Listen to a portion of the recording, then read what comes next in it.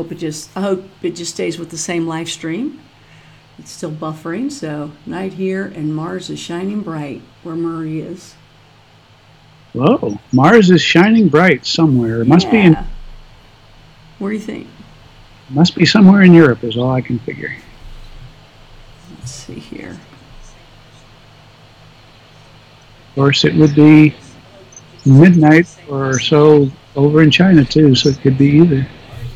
Okay, well, we're back on, so I'm hoping the other people will catch back up here. We got 9 watching now, so it was up to like 14 or 15, I think. So good, everybody's hearing it now. And, excellent. Okay. Yeah, and they're seeing you. Stan has decided to lay back. Yeah, I'm going to lean back here, and of course, that produces the severe Voltar look. Voltar from Battlestar Galactica always had light shining on his face from either below or above to make him look sinister. So maybe that's appropriate right now.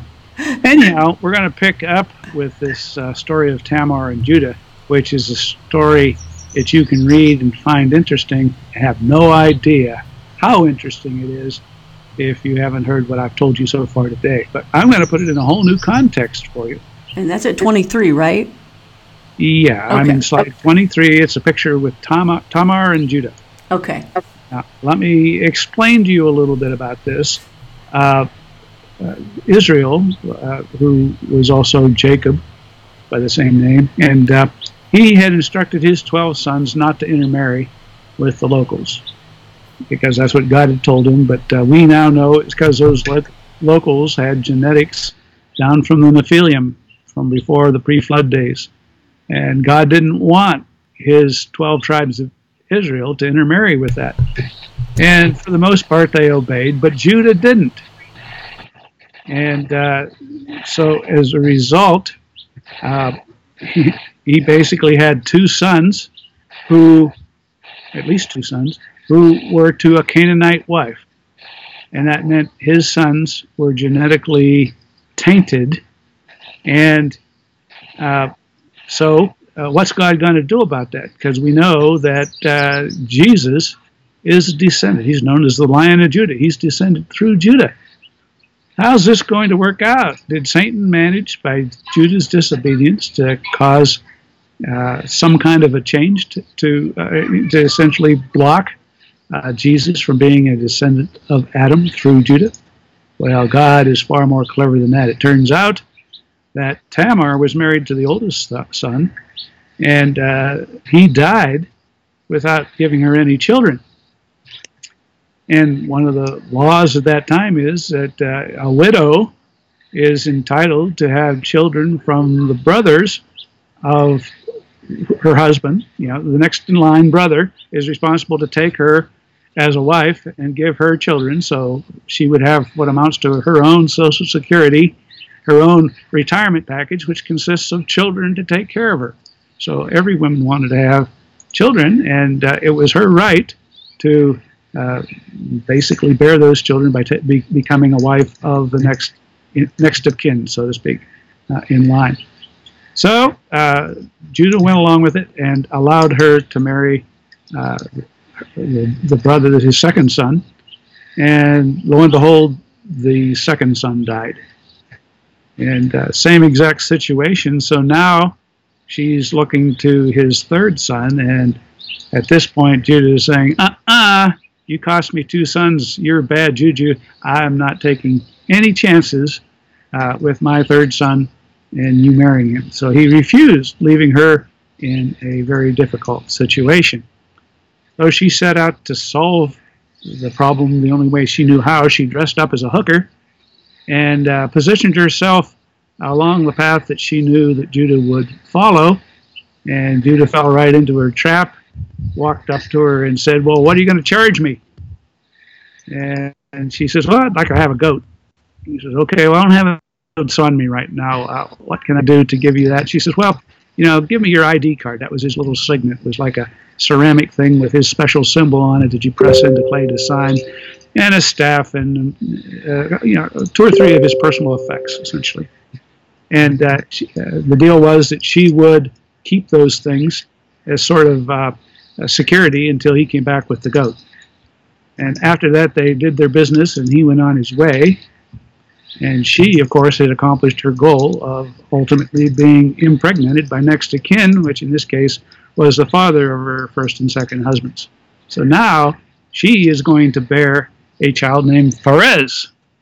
And that child, since she was genetically of the Israelites and not of the Canaanites, that child would be pure through Judah, bypassing all the Canaanites, and would lead, if you look at over on the right-hand chart, which shows the entire lineage down from Adam, passing through people that you'll recognize, from Adam and Seth down to Methuselah and Noah, on down till we get to Abraham, Isaac, Jacob, Judah, and Tamar, leading to some more people that work their way on down until you get to David, Jesse and David.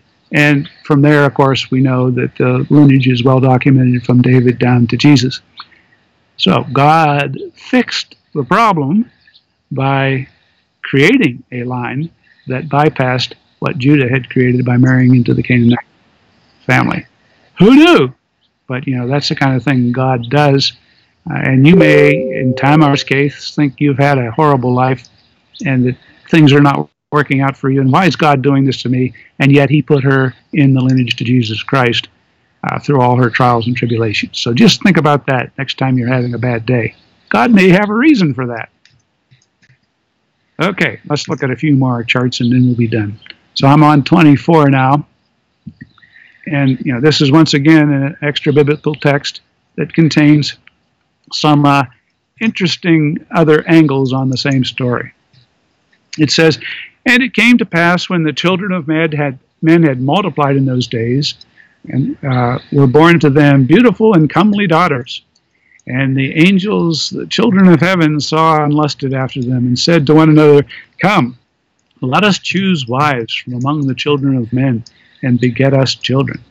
And Simshah, who was their leader, said unto them, I fear that ye will not indeed agree to do this deed, and I alone shall pay the penalty of a great sin. And they all answered him and said, Let us swear an oath, and all bind ourselves by mutual imprecations, not to abandon this plan, but to do this thing. Then they swore all together and bound themselves by mutual imprecations upon it, and they were all 200 who descended in the days of Jared on the summit of Mount Hermon. And they called Mount Hermon because they sworn and bound themselves by this mutual imprecations upon it." This was all premeditated. This is not these guys one by one losing control of themselves and doing things they shouldn't with human women. No, this was a premeditated plot that they knew was a sin and that they took an oath to do together. Enormously offensive to God, don't you think? Next. So we'll look at another one. This is from Jubilees, which gives a similar account with slight other things. So we'll just look at that. And it's kind of interesting, right? Synchronized, but containing other tidbits of information from the official text. "And it came to pass when the children of men began to multiply on the face of the earth, and daughters were born to them, that the angels of God saw them on a certain year of this Jubilee, that they were beautiful to look upon. And they took themselves wives of all whom they chose, and they bare unto them sons, and they were giants." See, it's telling us the same thing in different words. "And lawlessness increased on the earth, and all flesh corrupted its way. Alike men and cattle and beasts and birds and everything that walks on the earth, all of them corrupted their ways and their orders, and they began to devour each other. And lawlessness increased on the earth, and every imagination of the thoughts of all men was thus evil continuously." And once again, if we look at that and say, well, yeah, I understand how men can be corrupted and it can get out of hand, the cultural foundation of morality goes down the tubes, but why all these other animals? What is he talking about? All flesh corrupted its way. How can a bird sin? They don't understand good or evil. They don't have the knowledge of good and evil. They didn't eat from the apple in Eden. So all these other animals are corrupted in some other way than morally. But one way they were corrupted is they started to eat each other. And you say, come on, Stan, that's normal. Animals eat each other all the time. That's just the way nature is. Well, would you believe it if I told you that no, that isn't the way nature always was? That before the flood, everything was a herbivore? Nothing ate anything? that's something that happened after the flood when all flesh had corrupted its ways? I bet you didn't know that, but stick with me. I'll show you proof. Let's go that same slide one more forward, Connie. And as you can see, they begin to devour one another. Carnivores appeared on the world. You say, Stan, we know dinosaurs were 70 million years ago. And therefore, you're talking about something that was in the time after the flood. There weren't any dinosaurs around. They were long extinct. Well, you know, one of the things our scientists like to do is look at the current way things are and assume that they have always been this way. So the carbon content of various flesh and things that they use for carbon dating was presumably always this way. And other things about the Earth were always this way. Well, here's an example, and I don't know if I can explain why it is that scientists pulling off what I admit are perfectly good evidence, but the assumptions they make on how to interpret that evidence has led to a theory of the age of the earth that is not consistent with what the Bible teaches, which is what Moses wrote, which is what Jesus said we should believe. But suddenly carnivores started appearing, mutated beasts. And one of the interesting things, of course, about giant lizards is that the longer they grow, the bigger they get. They never stop growing.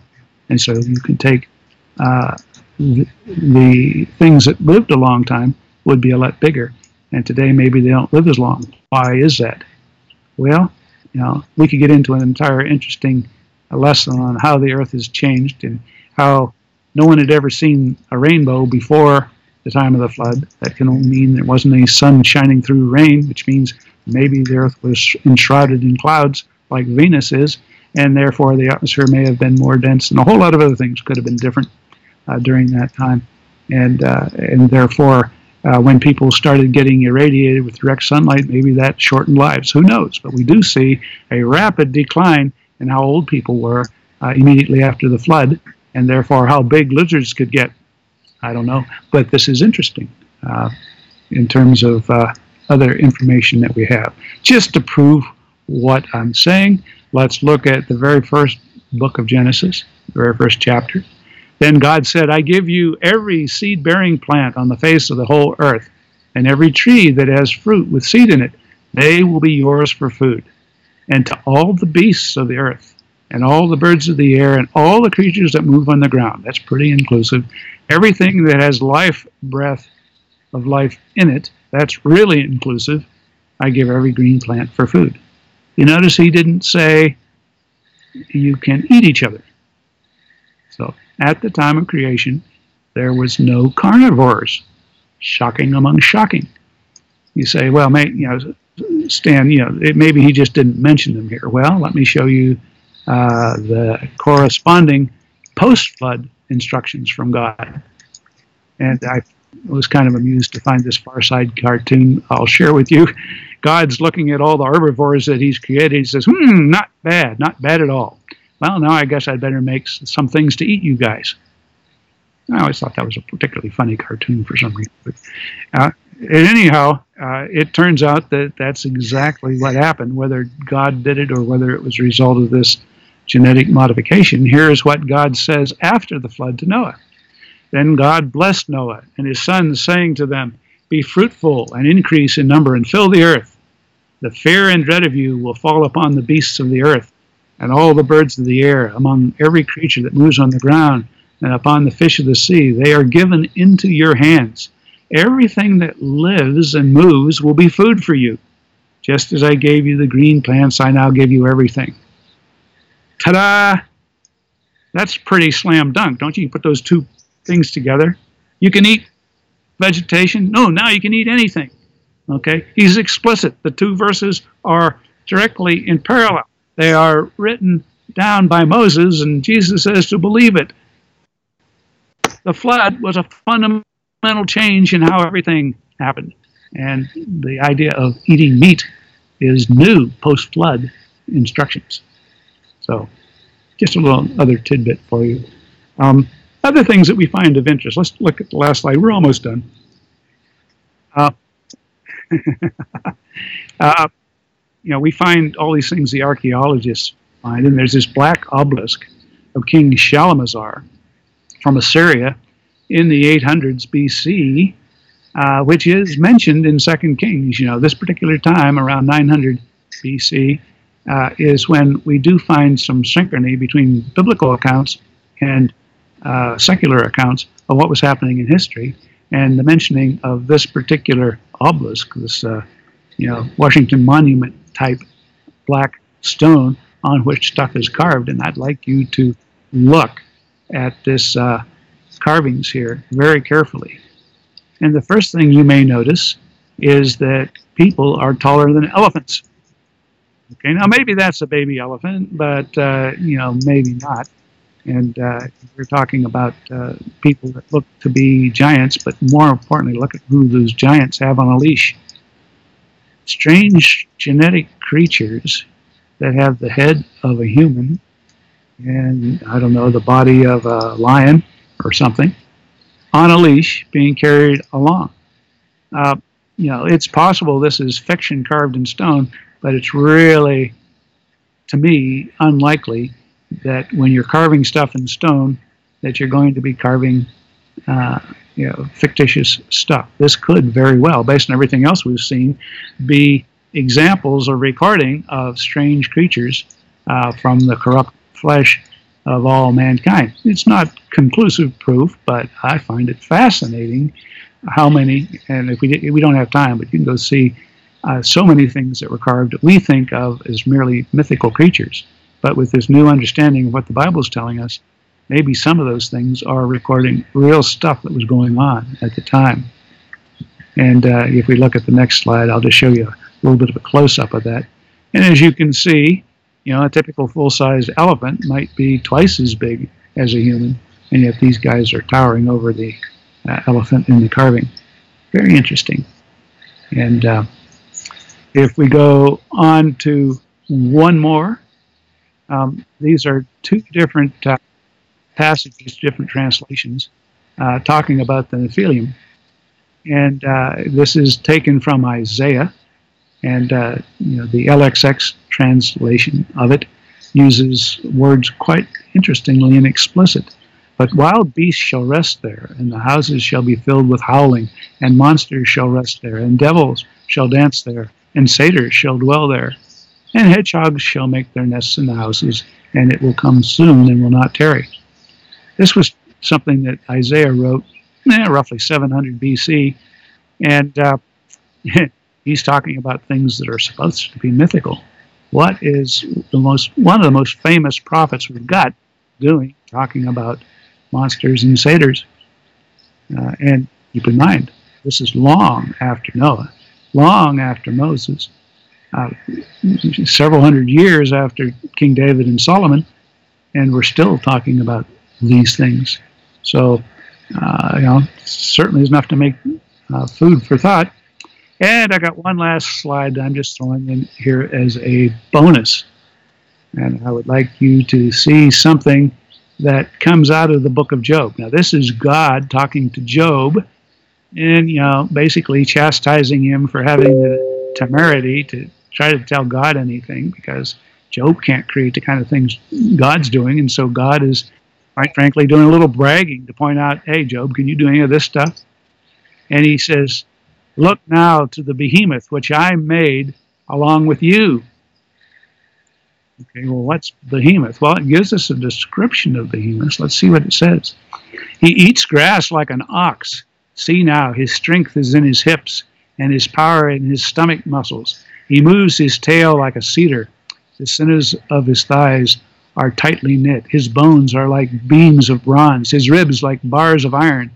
He is the first of the ways of God. This is God talking about one of his biggest creatures.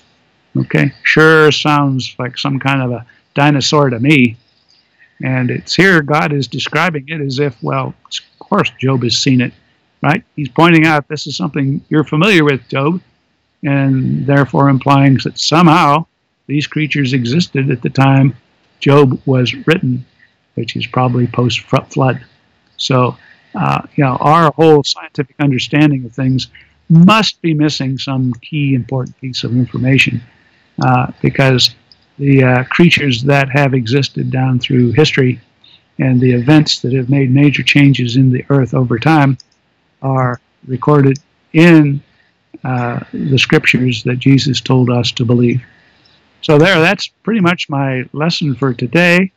Why did I go through all that? Well, okay, I'll admit, there's a lot of you are fans of Connie's shows and you like weird stuff like this, so okay. But I wanted to also share with you the fact that this may be more mainstream than you think, and that we can learn a lot of lessons about what's going on in God's universe and behind the scenes that we haven't even got a clue about. And we should not be so arrogant as to say, well, I know from scientific evidence that all of this is true, and therefore that can't be true. I'm saying that the more we learn, the more interesting God's creation has turned. And remember, God has no constraints to make yesterday and today at all alike. He can change any atom, any hair on your head, any swallow out there, any species, including making global changes like, okay, all the animals are going to start eating each other now. Boom. So a God that has that much power over creation certainly can make changes that scientists would not be able to detect by projecting backwards from what they observe today. And that's my fundamental message for you from all of this stuff. Connie, I'm ready for questions if you have them for me.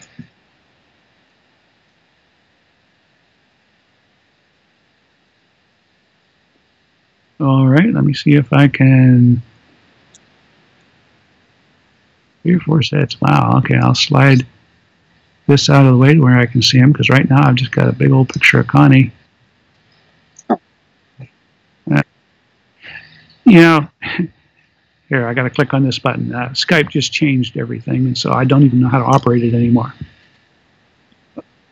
Okay, I've got the stuff up right now, so we can go. Yes, I do. So the first question, where are you, Stan? Pretty background. Well, I'm at a business partner's house. He's been nice enough to let me stay here a few days while we took care of some cool business in Boise, Idaho. And then we're about to pack up and drive over to Salt Lake City, where we have meetings on Monday. And then we're going to, that night, drive down to Freedom Fest in Las Vegas. And we'll be there all week doing a few more business meetings and seeing who we can meet that are champions for freedom. And that's some big names you've probably heard of. You can go to Freedom Fest and Google that and see what we'll be doing. I think on Friday, one of our colleagues, Sean Worthington, will be there giving a presentation on some of the new theory of money, or maybe it's very old theory of money, but at any rate, we'll be there to root him on during that presentation as well. Okay, so comment. Apple stump, bushcraft stuff, and things. I've read the Bible a couple of times through and never found the part where I'm supposed to judge what he does. Oh, okay. Well, I'm not sure he would express it like this. He did say, test me in this. He said, give a full, heaped up tithe and just see how much I prosper for you. Normally, we're not supposed to test God or judge God, but in this one place, he invites us to do it. Test me in this. Give freely to other people and see if it doesn't come back to you tenfold or 100-fold. That may be what you're referring to. A shout out to Carolyn Eschler on a tiny island off the North Island of New Zealand. She is really liking the new time. Oh, really cool. Okay. Well, I'm aware of a tiny island off the north of New Zealand. I wonder if it's the same one. It's reserved for the indigenous people there. Okay, do you think the Bigfoot came from giants? Do you know anything about them? You must go out with Connie sometime at a hotspot. Well, I'm only going to say that, when we look at things like Bigfoot, by itself we say, oh, that's too incredible. How can that be? But when you look at what the Bible talks about, really incredible stuff does happen. And if there's Bigfoots out there, well, you think of all the other amazing things God has created. He could certainly create a Bigfoot. But, I don't know anything about him. The only thing I know about him is what's rubbed off from talking to Connie. Okay. Betty says the Philistines. Does that equate to the present So day? wait, whoa. So Whoa. are you going to go out? I think part of that question was, are you going to go out with Connie sometime to a hot spot? Well, if Connie will guarantee me that I'll see at least one Bigfoot, then how can I issue? That's tough, but I can get you there.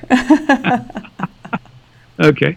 Yeah, I mean, that would be amazing, and I'll see if I can even sign one of them up for an endorsement for BitShares or something, We'll see.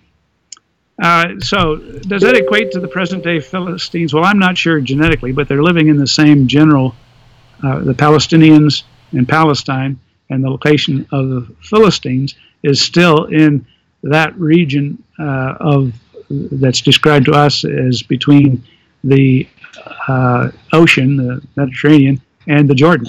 And so, it pretty well narrows it down to that. Now, is it inside the West Bank and the Gaza Strip?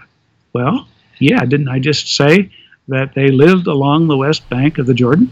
So, I don't know if people have moved in and out of there all the time, so are they direct ancestors? I don't know, but physically they're located in the same spot. Before you go to the next one? Yeah, I'm jumping in right now. How did the dinosaurs come into all this? We have proof with bones that they existed. Yeah, once again, all I'm saying is that God, talking to Job sometime after the flood, is describing an animal that sounds an awful lot like a dinosaur to me. Okay, so, take that for what it's worth, but when God describes it, he's assuming Job knows what he's talking about, and it's written in that time frame. So did they coexist? I don't know. Yeah, Connie. Are you finished with that one? I'm sorry. Yes, Okay. If we can go back to a previous question that you just asked so that we won't lose it in your thought process here. It was one of the first ones where Apple Stump Bushcraft Stuff and Things had asked you about, it's at the very beginning here, get that question again, about I've read the Bible a couple of times through and never found the part where I'm supposed to judge what he does. And you had answered that, but she came back with what I was referring to is that God's wrath, or God's ways, that God's ways are not our ways and his thoughts are not our thoughts. The creature does not judge the motives of the Creator. Yeah, I agree with that. Are you saying where did that particular verse appear in there? Well, Google's really good. I use it all the time. Go into Google and type, "My thoughts are higher than your thoughts," in quotes. And I think it'll take you right to that. Okay. Let's go on then to the next one. And let's see. Are we done with this one? Jumping in. Okay, yeah. So me, do you believe in aliens, in Bigfoot? Would you be willing to go out in the woods where they are for a day or two? Well, I don't know. Would Connie allow me to bring my AR-15 with me? No. As far as do I believe in aliens? Well, there's a whole big universe out there, and God has shown what marvelous variety of life that he has created in every ecological niche all over the planet. So do I think that he's perfectly capable of populating the universe with all types of his creatures? Absolutely. Did he do it? I don't have any evidence of that. I do believe that what we would describe as aliens are much more likely to be demons. They are probably interdimensional beings, and that's really the thesis behind the two books that I referenced earlier in this thing, that we know that, and we have evidence from this whole lesson, that there is an occasional crossing of that boundary between those two dimensions, whatever that means. The spiritual world, which sometimes we can see elements of and sometimes we can't, but sometimes those are able to become real enough in our world to mate with human females. So therefore, yeah, there's a lot we don't understand. And if you're willing to expand the name aliens to be beings coming into our world that aren't supposed to be here, or even those that are supposed to be here in the case of the angels, apparently that's going on all the time, but most of the time, thankfully, we can't see it. Okay, so Carolyn says, do you think it's possible that modern-day angels might have been up to mischief and we've got half-breeds with us again? Well, that is the thesis of this book, that in the end times, if you read Book of Revelation, there are descriptions of some really strange creatures that, may be the product of this process all over again. And it may be that that will come back in force, and maybe has even started now. What I do know is from the quotes of Jude and Peter that the punishment was so severe to the guys who did it the first time that most angelic beings have been very reluctant to try that again. But in the end times, things will be getting desperate. They'll be running out of time. And basically he even says that in Revelation. The devil's cast down to you, woe to you humans, for his time is short. So he's going to start doing more and more desperate things, and who knows, maybe. And then this Noah was perfect. Was he too God, like you spoke about Jesus being God? No. And what I said was Noah was not perfect. That's not what it meant. He was judged righteous by God. He believed God and obeyed God, and what God said about Abraham believed God, and it was credited to him as righteousness, may well be what happened with Noah. He was credited as righteous because he believed God and obeyed God, even when it came to expending his resources for 5 years to build an ark. But that's not what I said. The actual text says Noah was perfect in his generations. And so, that's a little cryptic, but I think what it means in the context of everything else was that down through the generations from Adam to Noah, he was perfect, meaning his genetics had not been modified. At least that's the thesis we're discussing here, and that's what was perfect. His hereditary footprint was unmodified, is the way I interpret that, and authors of those books that I showed you interpret. Is that right or not? I don't know, but it seemed to me a pretty good explanation for us. Okay, so, and then, Parker goes on, per the Nephilim. Yeah, the Nephilim came in, and sometime during Noah's great-grandfather's lifespan of almost 1,000 years, it says, is when they intervened genetically. We don't know whether that was, late in that time or early in that time. It was just in the days of that particular ancestor. Narrows it down to 962 years. But, okay, that's a data point anyway. But, yeah, Noah was perfect in his generations, but 1,000 years is an awful long time for there to be a lot of intermingling of genetics, especially if the angels are deliberately doing experimental genetic modifications, which is somewhat implied in what we've been talking about. Parker goes on again, per the Nephilim, would free will choice pertain to their offspring too? Well, it would seem that God has granted them free will. He didn't intervene until it got completely out of hand, even though they were doing wrong and explicitly conspiring against him. He knows everything he had to know about it, and yet he chose not to intervene until the full fruit of their disobedience appeared, and then at that time he judged the entire world for what it had become. So that certainly sounds to me like there's a lot of free will that God allows, even in doing things he abhors and intends to punish.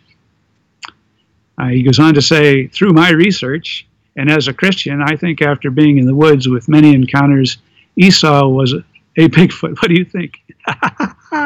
Well, Esau was a man who liked to go hunting, and it was notably hairy, so much for that the way that Isaac told them apart was by actually rubbing his hands along their forearm to see whether the son was hairy or not. So yeah, Esau was hairy, but I don't know whether he carried a Bigfoot. And it doesn't seem to indicate that he was particularly big. I do believe he was a robust outdoorsman and therefore probably, a good, solid, sizable lumberjack hunk of a man. But that doesn't necessarily mean that he was a Bigfoot. But it's good thinking. I mean, who knows?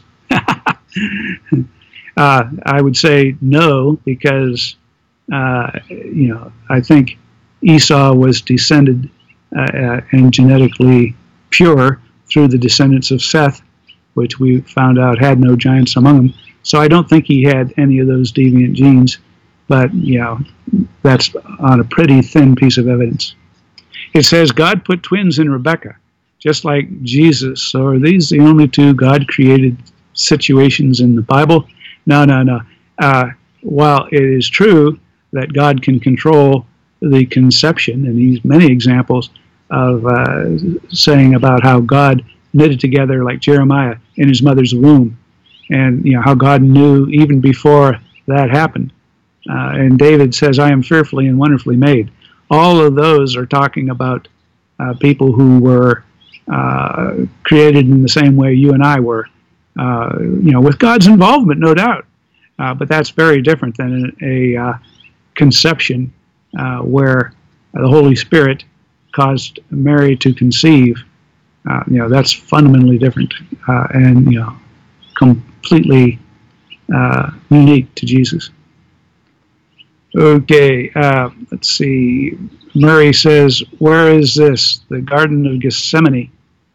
Well, I think it's on the Mount of Olives, which is basically due east of the Temple Mount. If you were to stand south of the Temple Mount and look at the Wailing Wall and look up over across it, past the Dome of the Rock that the Muslims put there, in the background you'd see a mountain. That's the Mount of Olives. And I believe the Garden of Gethsemane was up on that mountain. And it's where Jesus and his disciples like to go hang out in the evenings. It was a nice garden place to get out of the heat. I thought he was talking about where you are. Ah. I think he's talking about where you are. Oh, where am I? In the Garden of Gethsemane. Okay, I gave you an extra Bible study lesson for no good reason. But this is not the Garden of Gethsemane, but it is a nice little job that Michael has put together here in his little retreat when he's not going around helping to change the world with me. Let's see, Carolyn, is Tony Robbins one of these giants? She sent a smiley face with this. Oh, okay. So, I don't know whether any giants survive to this day, but, once again, anything can happen. God's got a plan for things, and a lot of surprises in store for us. I just can't wait till when I get a chance to go back and review the instant replay of my life and all of history with Jesus there explaining what was going on. I think it'll be fascinating. I kind of think it'll be available for us to look at as an example, for all eternity, what happened in these years of our lives. Okay, so the lamb will lay down with the lion. Yes, and so, that's a restoration of Eden. That's talking about the millennial kingdom and beyond into the eternal kingdom of Christ, where that whole corruption that led to carnivores will go away again, it appears, and that creatures will get along like they did in Eden. So most of all of this history in heaven is a return to Eden as it was originally described, when God saw that it was very good. And we wouldn't have had to go this if we hadn't disobeyed God and wanted to be gods ourselves. If we had just gone along with the plan, we'd have been living in heaven through all this time, and we wouldn't be going through all these deviations caused by our rebellion and the rebellion of 1/3 of the angels. Carolyn says, shrouded in clouds or perhaps ice. Although, another discussion though. Yeah, there's theories out there that the Earth was surrounded by, some kind of a barrier that kept the atmosphere perhaps at a higher pressure and more density where a pterodactyl could actually fly. And it doesn't seem like their wings were capable of supporting flight in the current atmosphere. How did they fly back then? I don't know.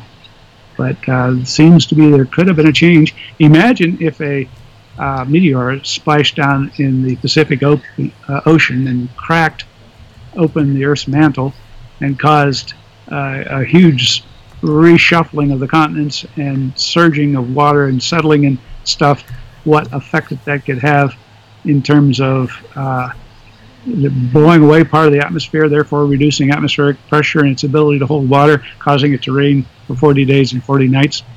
There are lots of big changes that could happen to the planet that would invalidate the assumptions we make by saying, well, it's always been like this. I don't think it has. Okay, and then Murray says, the Black Obelisk, as in 2001 A Space Odyssey. Ah, yes, you must be a real old dude, is all I can say if you know that. When that movie first came out, my mother had to drive me to the drive-in theater to see it. And boy, was she bored. But she sat there and put up with it because I was grooving on it. Okay, so Mike says, wait, were the behemoths on the ark? Well, obviously, when God says everything that's still alive was on the ark. Now, obviously, if you were going to take them on the ark, I'd take a couple little babies. Keep in mind that the total time spent on the ark was about 1 year.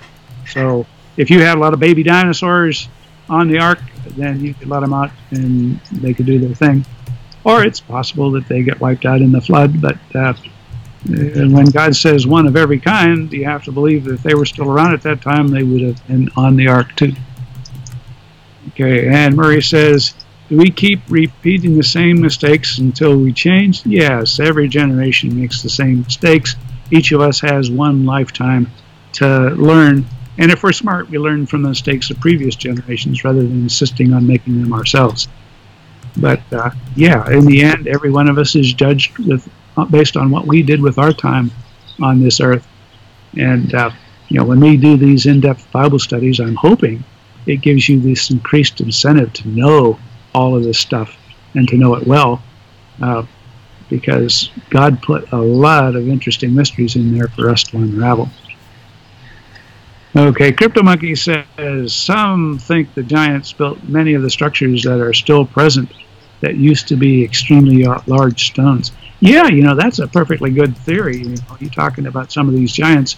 They would have had a lot better chance of making the pyramids and some other huge monolithic things that just don't seem like we can figure out how we can make them without modern day equipment, or even with modern day equipment. With all the equipment we got, there's some things we still could not lift and put into place. How did that happen? I don't know. Some of these mysteries will have to wait until our next life.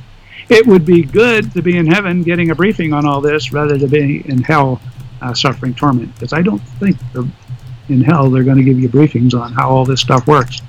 So make sure that you are an obedient follower of Jesus Christ, and that's your best chance of getting the answer to some of these questions.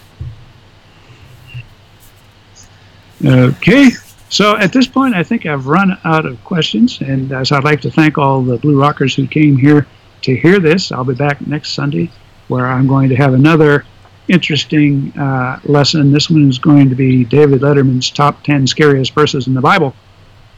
And this is because once this year, or once a year if I'm lucky, I might get a chance to substitute for my preacher who is trusting me to talk to the congregation and not blowing it.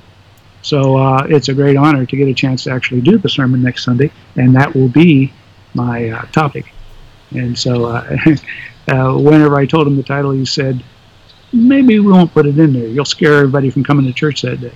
So he wound up, did put it in the bulletin, so everybody knows what I'm going to talk about, but I'm going to give an expanded version of that sermon. The sermon's only 15 or 20 minutes.